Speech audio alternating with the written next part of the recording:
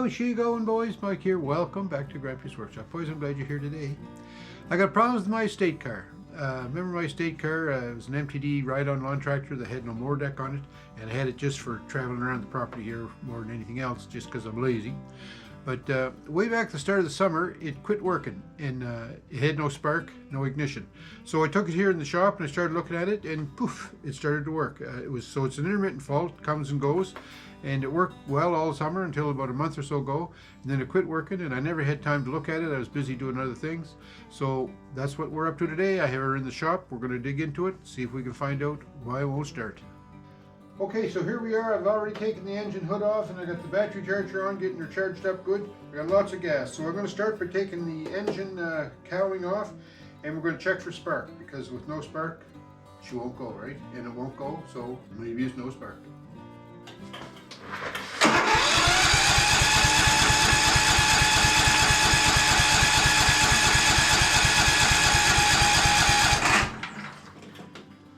Well, there's not much of a spark there, is there? So I'm going to go right to this coil and say that coil is NFG, which is code for no good. So I have another coil here for a Kohler Courage engine that's, I think it's close enough that it'll work. I'm going to take this coil off, I'm going to put this coil on, and we're just going to try it and see.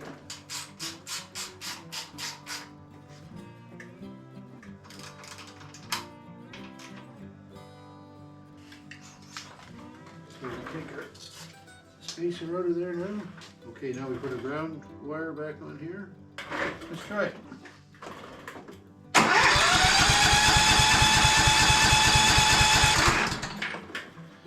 Okay, there's still no spark. I'm going to put the old coil back on. What happens if we disconnect this wire?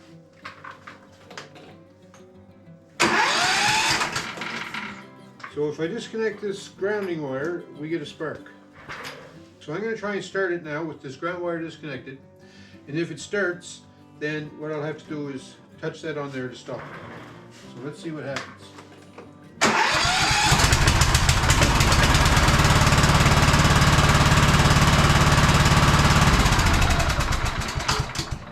So isn't that interesting, eh? So I'm thinking the problem that we're having with this mysterious grounding, I think it's related to the ignition switch. I'm just thinking that. I've got no proof. I've never checked anything. I just think that's what it is. So I'm going to go to work and get access to the back of the ignition switch, see if I can find any problems with that. So in order to do that, you need to take the fuel tank out. There we go.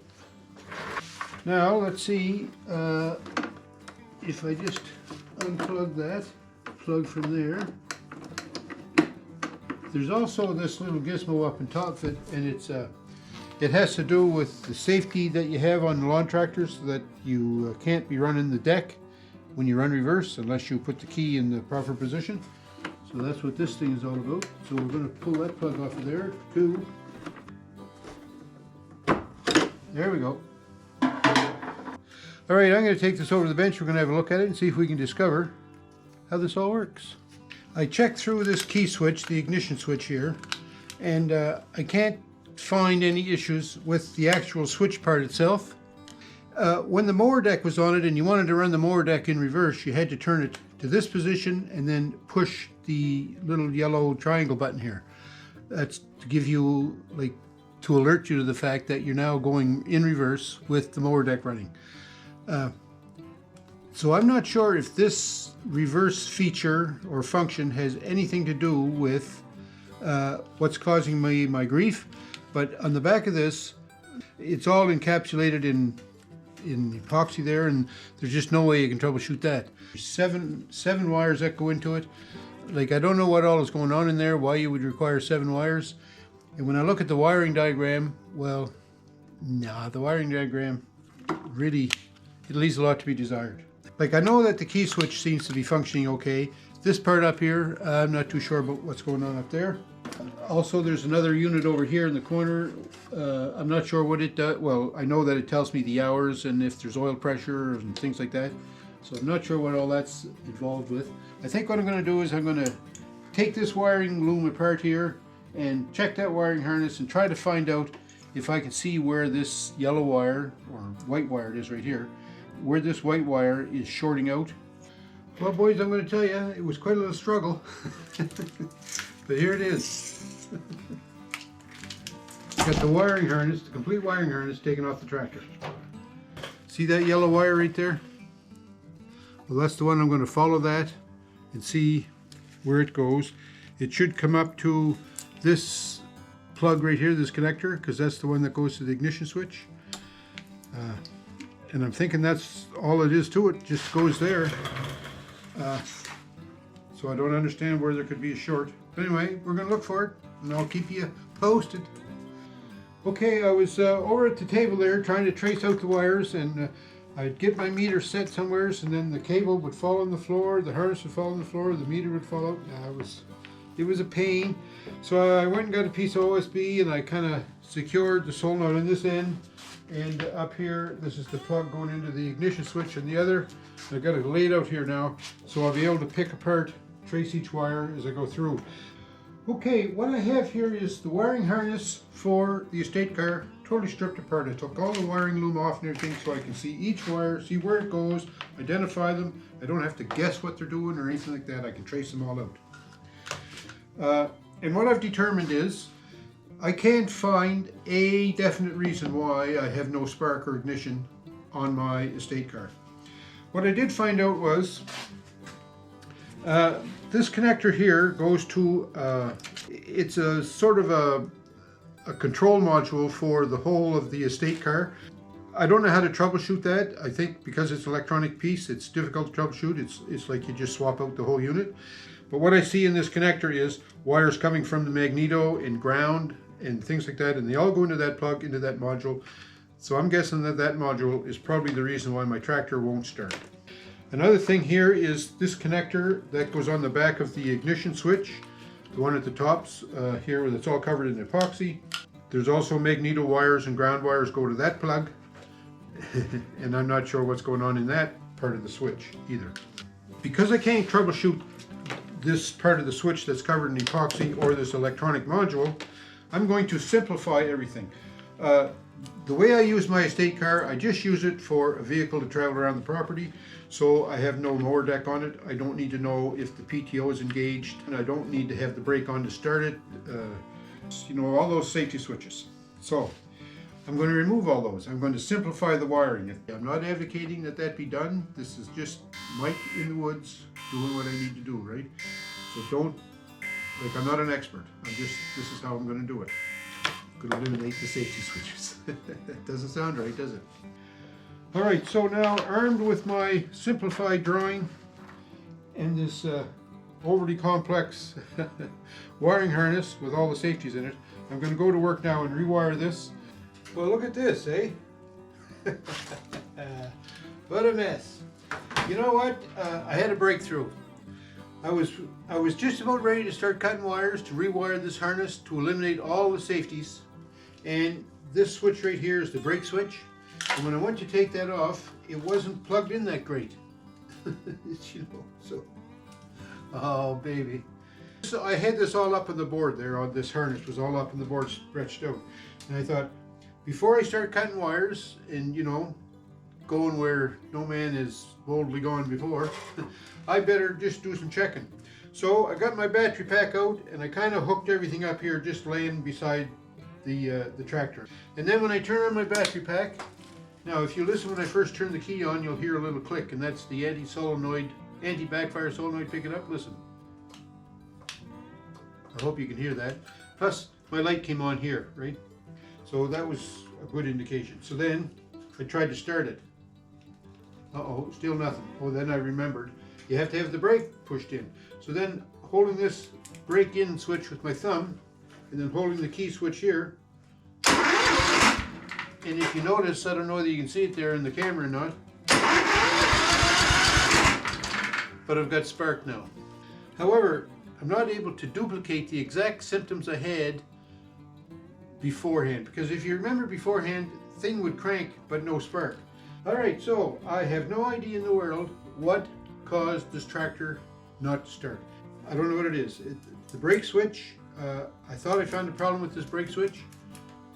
but the brake switch is working okay. The engine system monitor here, I couldn't determine if there's any issues in that, why it would short out. The same as this reverse operational switch in here on the ignition switch. Don't know why that's, I don't know what it does, so I don't know if that's the fault. In fact, with that out, what happens? Can it still start with that unplugged? Let's see. Oh yeah, she works like a top, right? So we don't need that. I'm going to try and keep the engine monitor or the system monitors, especially for the engine hours. But if that turns out to be an issue, I'll just disconnect it too. In fact, if I take that off right now, what happens? Does it still start?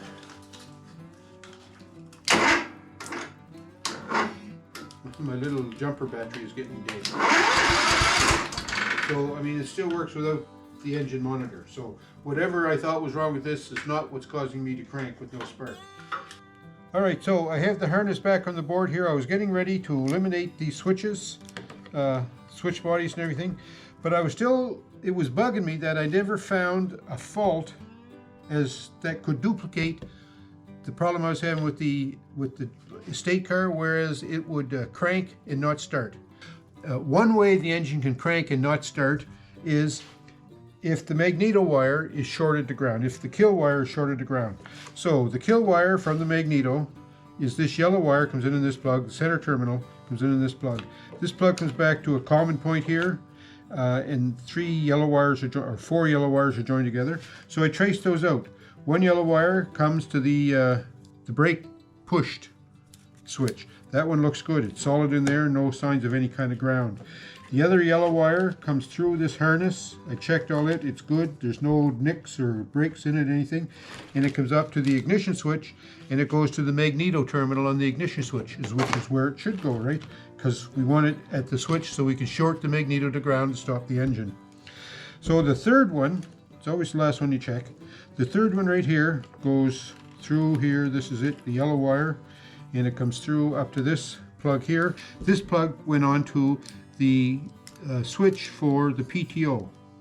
So I said, well, yeah, that's okay. But then I was looking a little closer, and I don't know whether you can notice that here or not. Wait till I just get something to point with.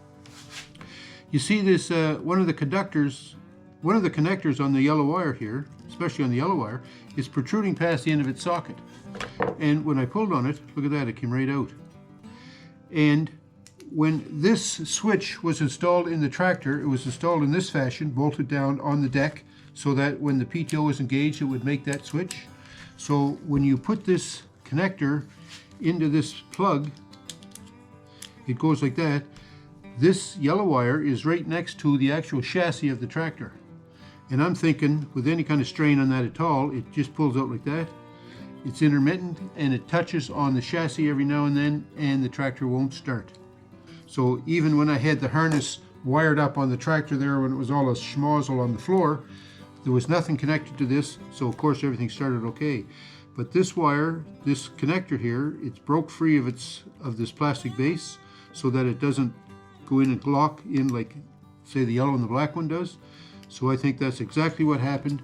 It was just a little bit out of the socket like that, touching on ground, shorting out, and not causing it not to work, causing it not to start.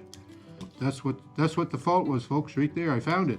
I found the problem. Had to go. I'm glad I finally found something that I can point to and say that's what caused it not to work. It was the PTO engage switch. The connector on it was faulty and shorting to ground.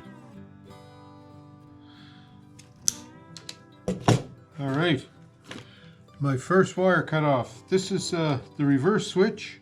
So I put a little tag on there, just marked it reverse, and because I'm going to incorporate this plug still on the back of the ignition switch. So if I need to sometime later on down the road, I'll know what's going on there, okay? So anyway, this wire can come out. I think I've got this wiring figured out. Boys, oh boys, I'm telling you, what a head scratcher this has been.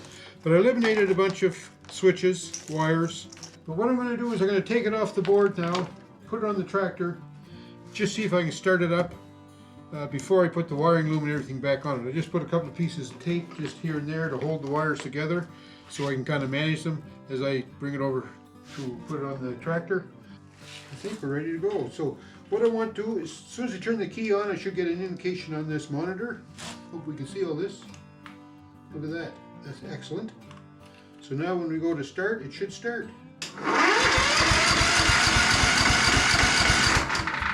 And it's cranking now, and I don't know whether you noticed, but I can see a spark.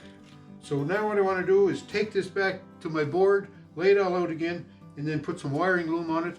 Then I'll be able to take and put it back on the tractor. Alright, so I've got the wiring loom put back on both ends, and then taped through the middle, and the wiring loom in this end.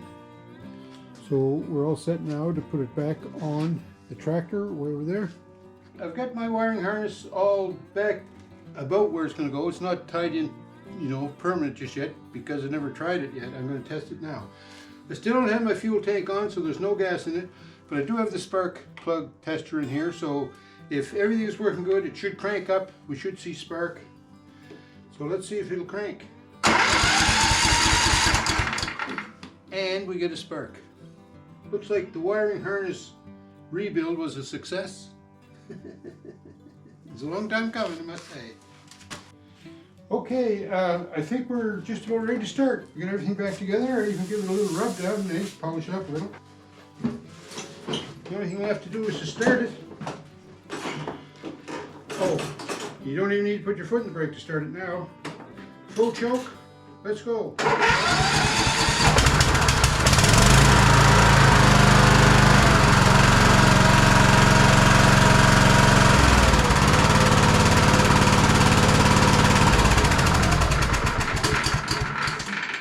Runs like a Honda. Well, I got my estate car running again. Thank goodness for that, boys. I'm so glad to get this thing back on the road again. Well, not on the road, in the yard. I thought I had major wiring issues with this estate car. I thought I had problems with the system monitor unit that's on it, an electronic device. Thought I had problems with my reverse key switch. You know, I couldn't really identify what the problem was in those because I couldn't find any information about them anywhere online. So I decided then that I was going to rewire everything and eliminate the securities and safety switches. So they're all gone out of the tractor. I ripped them all out, got them all out. Now, do I recommend removing the safeties from your tractor? Absolutely not. Don't do that, folks, unless you understand what you're doing and why you're doing it. A sit-down lawn tractor with a mower deck is a dangerous machine. It's got active rotary equipment that can give you major physical harm, could even kill you, right? So do not disable or remove safeties unless you're willing to accept the risk. And in this case, in my case, I am willing to accept the risk. One of the big reasons is I have no mower deck on it. I never had a mower deck on it. I never planned to have a mower deck on it. I use this tractor for driving around the property here.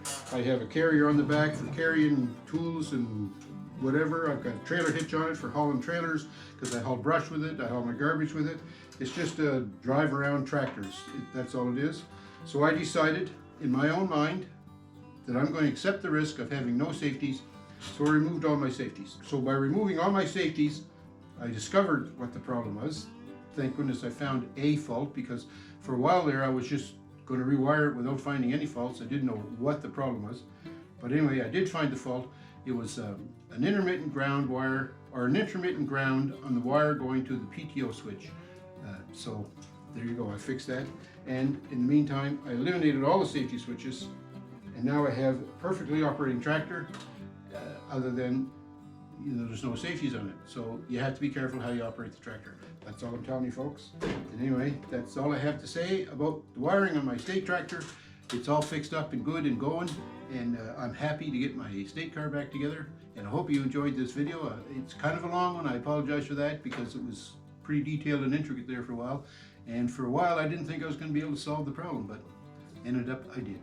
So thanks for watching. Don't forget, thumbs up me. Leave me some comments, please, and let me know if you've ever had problems with your tractor not starting. Maybe I can help you out. Maybe not too. Take care, folks. We'll talk to you soon.